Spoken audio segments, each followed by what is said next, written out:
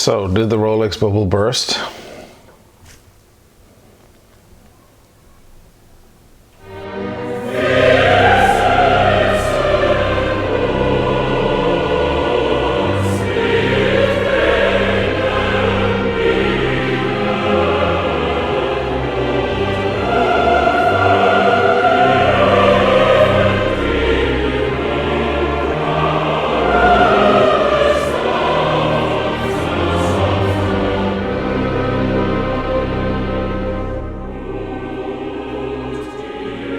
Welcome back to the Timeless Watch channel, guys. I was gonna do sunglass lists today, but it's a really bright sunny day, so there's tons of light coming in the window, which is great for the camera, but terrible for me, so there ain't no way I'm taking these things off. All right, what are we talking about today? Well, before I do anything, 114060 still rocking her. I have to say, I think I'm gonna leave this on all week. There's something about the 114060, isn't there? It's kind of simplicity and perfection, robustness, all of that good stuff together. It's really funny. And it's cool to see some of the comments. I see a lot of you guys are devout no date guys. I should say Submariner guys, because it is the real thing, right? It's the date that has the date in the title. This one's just the Submariner. So I guess a lot of people make that mistake. They call it the no date because the other one is so popular. I don't have an issue. I don't get all freaked out that, oh, you can't call it the no date, you know, it's okay. I recently actually went back to the AD here because that 116610 that I recently got, the date Submariner that I unboxed in one of my other videos, the actual date on it wasn't changing quite at midnight. Now I know it's rare that they change exactly on midnight, and Rolex have a standard that it has to be within a minute or two that it will change over, and instantaneous changeover as well. It's really impressive when you see it. It's incredible. You don't even see it happen, but you hear it. It's amazing. But this one is, or was, changing around 6 or 7 minutes after midnight. And look, does it make any difference to me? Not really. But when you spend that kind of money on a watch, you're paying for perfection, you better get it, you know? So I did bring it back and I said, hey, take a look at this because, you know, I don't know if this is an issue or could develop into an issue. It was funny because the guys there are really lighthearted. They're really cool, fun guys actually. But Matt, the guy I deal with, they're great fun. He basically says, yeah, mine doesn't give me that, but my date's fine. And he pulls down his sleeve and he has the 114060. He's going, yeah, mine's great every time. Works, date's perfect. So it's like, yeah, I guess the no date guys and the date guys, there's probably a bigger chasm between them than there are between perhaps completely different brands or completely different watches. I find that's an interesting thing, that sometimes people can have less in common with one another even though they're right by one another. You know, I'm from the Republic of Ireland, I'm from Dublin, and sometimes I have interactions with people from the north of Ireland, which technically belongs to England still. How that's possible, don't even ask me. But you know, very different people. You know, the pub's a lot quieter, sense of humor very different to the Republic of Ireland kind of guys, and of course the accent. I mean, there are some people whose accents are so thick I don't even understand them.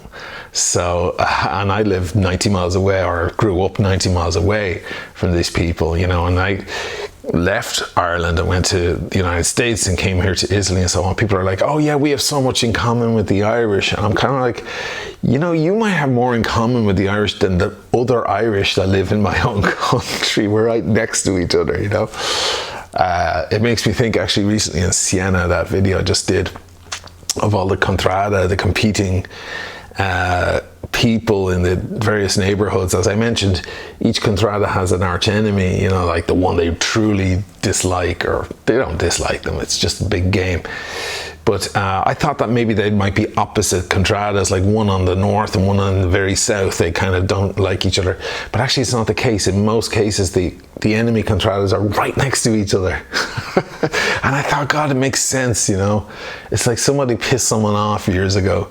You know, someone was playing the drums too loud late at night and they were banging on the wall going, keep it down. And then they eventually basically said, okay, you guys are our arch enemy. You guys keep cooking weird food in there and it stinks up the whole street. We hate you. You're our arch enemy. So it's funny to me that they're, you know, the date and the no date Submariner guys could be bigger enemies than even the Omega versus Rolex guys, or the, what's a good example? The Pagani versus apparently everyone on earth guys. Ooh, boy, that video. I finally got introduced to some of the YouTube vitriol. I guess I had to face the music sooner or later, but I'm not going to talk about that. I'm going to talk about this Rolex bubble apparently bursting. I've held off a little time. I did a live stream with Paul Thorpe last week, which we couldn't leave up online because it was a technical issue. So you either saw it live or you missed it. But I did discuss this with him at the time, and made a video saying the Rolex bubble has finally burst. And it infuriated me. It didn't burst.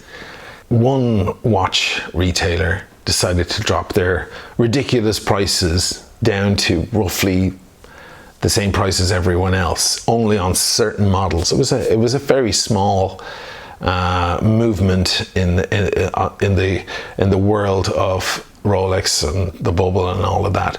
Basically, it was a non-event, and I have to say, massively disappointed because he just jumped on it and kind of shamelessly leapt for clicks, for, you know, views.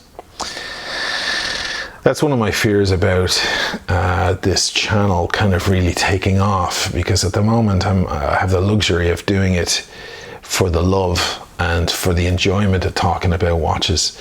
But when I see some of these guys go full time, you know, I can see some of the guys resorting to kind of desperate and some in some cases nasty tactics just to get more clicks in. I mean, maybe they're getting shit from the wife saying, hey, you know, whatever you're doing there with that YouTube crap, we've got to pay the bills. And then they're feeling the pinch, the pressure, and they unfortunately resort to things that I don't think you should resort to. At the moment, I have the luxury of saying, you know, subscribe if you want to, guys. It's, you know, it's great. Thank you if you do, but if you don't want to, absolutely, hey, no harm, no foul. There's no pressure whatsoever. You know, I don't subscribe to many channels myself, so, and I certainly don't when anybody asks me or tells me or points in the camera and tells me to do it. That completely turns me off from doing it. But I guess for some of these guys, it's maybe the difference between making a living, paying the rent, or not. I wonder if that even works, all of that stuff. I mean, are there people out there watching a video saying, oh, I really like that, and then they need reminding, you know, like and subscribe, and then they kind of go, oh, I didn't even think of that, let me do that. Are there people who, perhaps there are, fine. I don't know what to say about that. The jury's still out, as they say. I don't know if that kind of thing has much virtue to it, but who knows. I'll tell you what does have virtue to it, putting a title up that is basically misleading. Because even I clicked on it, you know, I saw this thing. I would, because I would watch his channel. I think people watch channels like his and like mine because it's we just have an opinion. We like watches. You know, I'm not an expert on the inside of a watch like Mark from Long Island Watches. That guy he knows everything. You should watch if you really want to know like everything about the hairspring and how it all goes together, and the balance and the escapement, and watch an escapement actually do its job and everything. You should watch Mark from Long Island Watches. I mean, it's not exactly, you know, Saturday night entertainment. It's pretty straightforward YouTube stuff, you know, camera, you know, but he does get in and do close-ups and explains things, and I find it miraculous. And if you want to know about resale value and purchasing and insuring your watch and things like that, there is no better guy than Paul Thorpe for that. I mean, we're lucky to have that guy on YouTube. The very fact that an ex-watch reseller wants to get on there and tell us everything he knows after decades in the business is... we should count our blessings with that. That's getting inside info, guys. That's wonderful. But some of these YouTubers are just, it's just, let's talk about watches. You know, let's discuss it. People ask me questions about what I think, but I'm not an authority. I'll just tell you what I think. You know, this is my opinion. You don't have to pay any heed. So the only currency I think that we have, guys like us have on here, our only real currency is honesty. You know, I'm a big tech nerd. I like technology and stuff, and for every YouTube channel you see about watches, there are 10,000 of them about tech, about computer parts, about Apple and all of that stuff, and they're really, really high quality in some cases. But the king of that world is a guy called Leo Laporte. He's based out in San Francisco, and he's built an empire at this point online. He doesn't even use YouTube that much. He doesn't need it. He has his own channel, and it's enormous, and he has a huge staff. It's amazing. And I watch him a lot to kind of keep up on what's happening in the tech world, because I think it's important. And one thing this guy does is he doesn't accept handouts. He doesn't accept, like Samsung would give him the brand new phone free every time they bring out a new one, but he won't take it. And he won't take any, like, units. You know, they would gift him everything. But he goes out and he buys them himself, because he wants to make sure that the people understand that he's giving a real review, that he's not in anyone's pocket. And that if the new Samsung phone or the new Apple EarPods or whatever comes out, if they suck, he's going to tell you.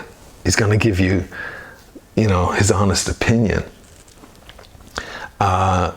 If you see somebody on a watch channel who got a free watch, you tread lightly, as Walter White might say, because, you know, tread carefully, because he might be saying, he might think the watch is total garbage, but he won't tell you that.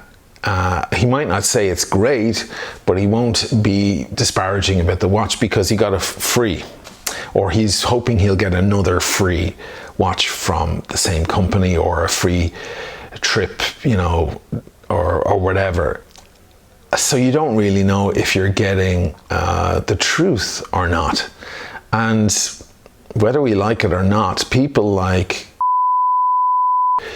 are influencing others. You know, if they go on their channel and go, I love this watch, it's the best watch in the world, people will buy the watch. I don't know how many will act on that, but someone out there will buy the watch.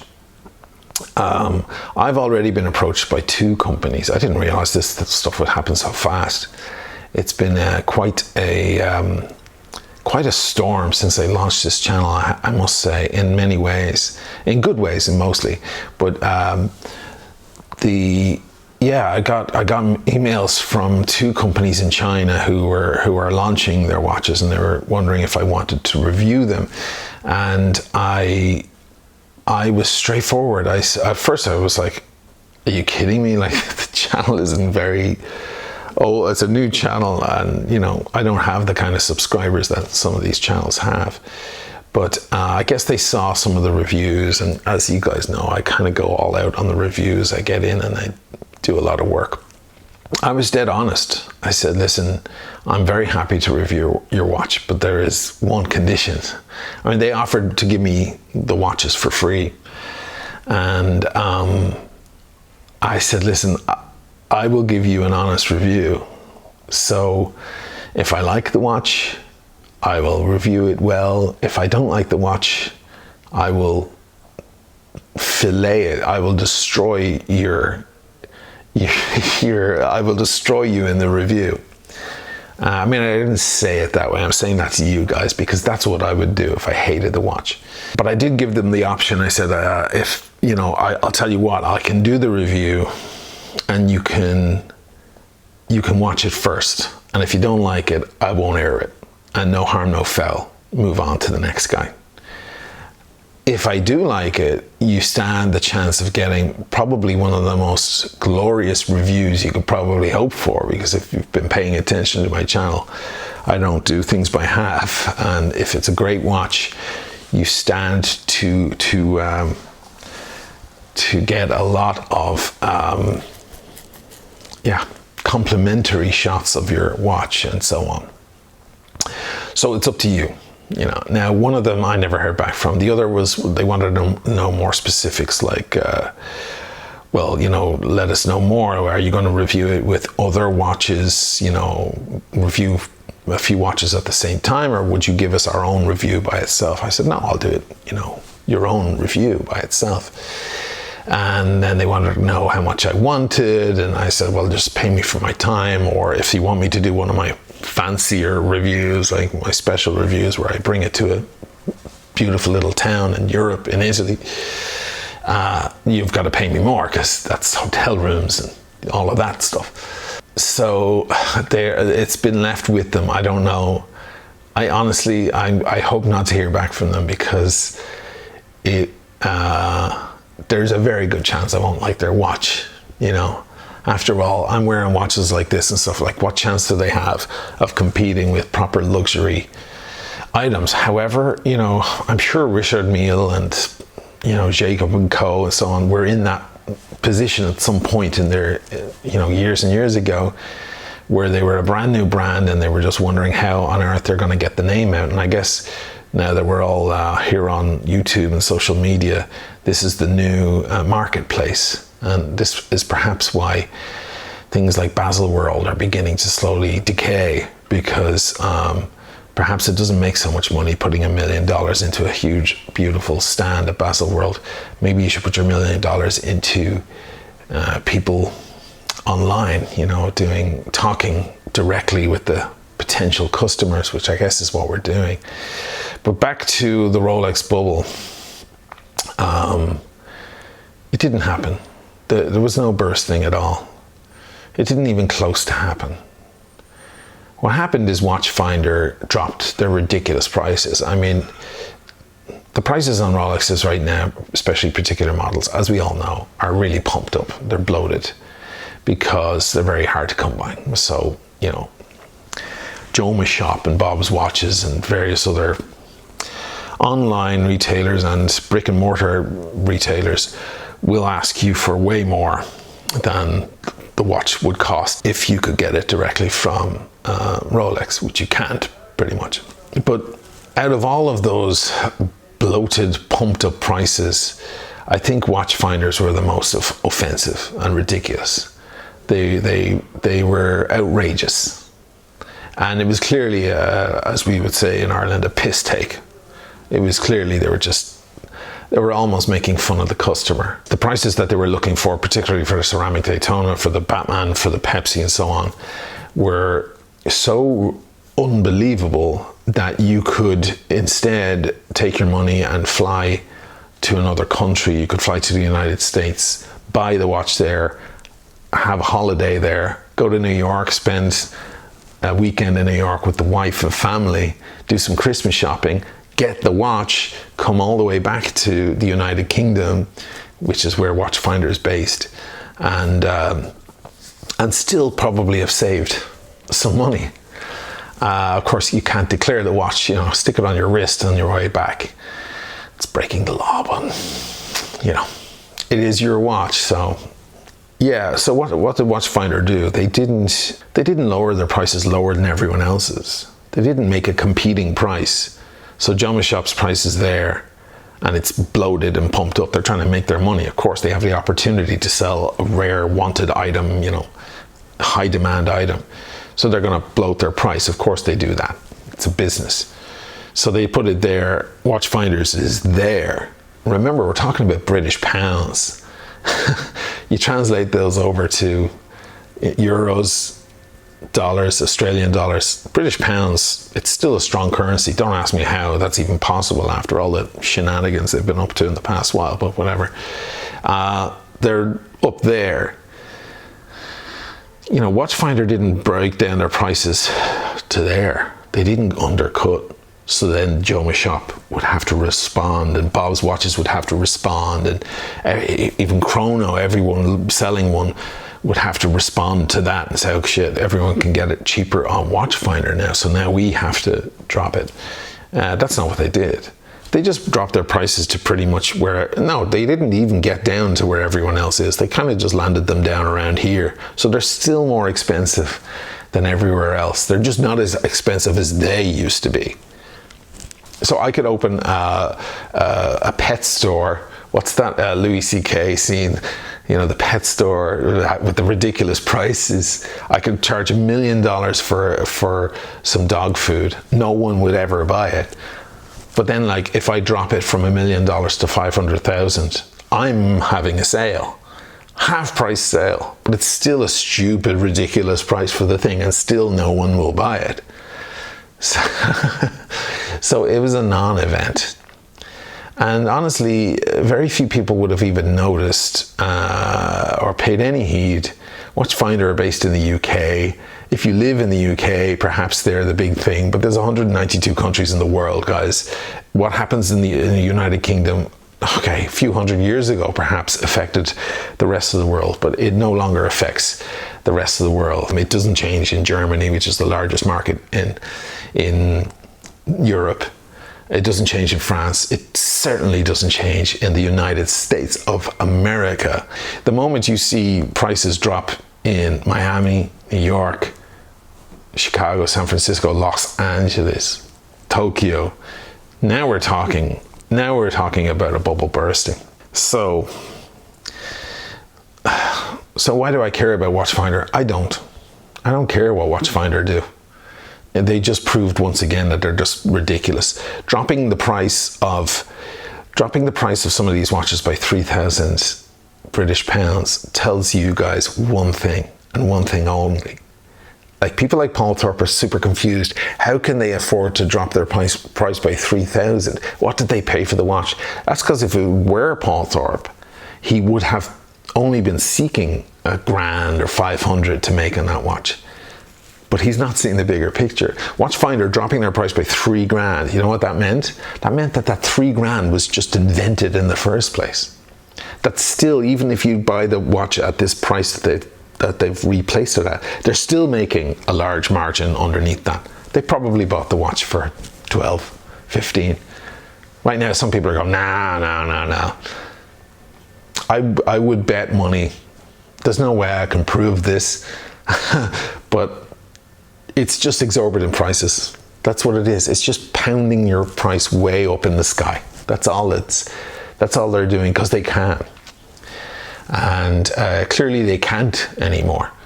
Clearly there are enough of them out there to go elsewhere and buy one.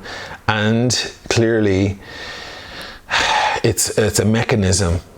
You know, it's not like they dropped every Rolex price. They only dropped certain models, and it created a little bit of hysteria, which is just what you want to do right now, or a couple of weeks ago when it happened, because you know you're going to sell a lot of watches at Christmas anyway. So you can put a sale on at the end of November, sure, just to get in those early purchases. Perhaps someone was on the fence, and then when they saw the sale, they went for it. It's just sales techniques. It's not a bubble bursting in any way. In fact, quite the opposite is happening. You know, the prices are still going up. There was a slight softening of the Batman there for a while. I remember the Batman was getting crazy about 4 or 5 months ago. It was just getting ridiculous, and it kind of hit a peak and then just softened off slightly. But I mean soften off as in still way over list price, but just in some cases findable at, you know, something that isn't super insulting. So why am I talking about this then? If it is such a non-event, why am I talking about it? Well, I'm here on YouTube, aren't I? And for me, what we're doing is we're watching these influencers, these channels, and we kind of put our trust in them. And what happened was there was this announcement, this title, and it seriously disappointed me, I have to say. I'm just like, what are you doing? You know very well that this isn't a Rolex bubble bursting. You know it yourself. You know it better than most, and people depend on you. You are the standard. Your standard has to be higher than other people's standards because you are this, or you're one of them. If you say the Rolex bubble bursts, people like me who know better will go, what the hell is he talking about? This guy's looking for views. But a lot of people out there, at least 1 in 10, maybe more, probably more, are gonna say, oh, the Rolex bubble burst. Even if in your video you go ahead and kind of backpedal on that like a politician or something and kind of go, well, does this mean the Rolex bubble burst? You don't even really think it burst. Oh boy. I don't know. Clickbait is a funny thing, isn't it? I mean, 10,000 people who decided to subscribe after they were just blatantly lied to. That's funny stuff. This means that I could make a video tomorrow saying my cat ate my Rolex. People will click on that. They'll be like, what? Oh, let me see that. And then of course I go, sorry, my cat didn't eat my Rolex. I don't even have a cat. Then what happens? They subscribe to your channel. Maybe they do it for irony's sake. Maybe they do it because, oh, this guy's a nutter and I want to see what his next silly joke is, or I want to see if he takes his sunglasses off, or God knows what people are curious about. Basically, the moral of the story is this: the Rolex bubble has not burst. It hasn't even come close to it.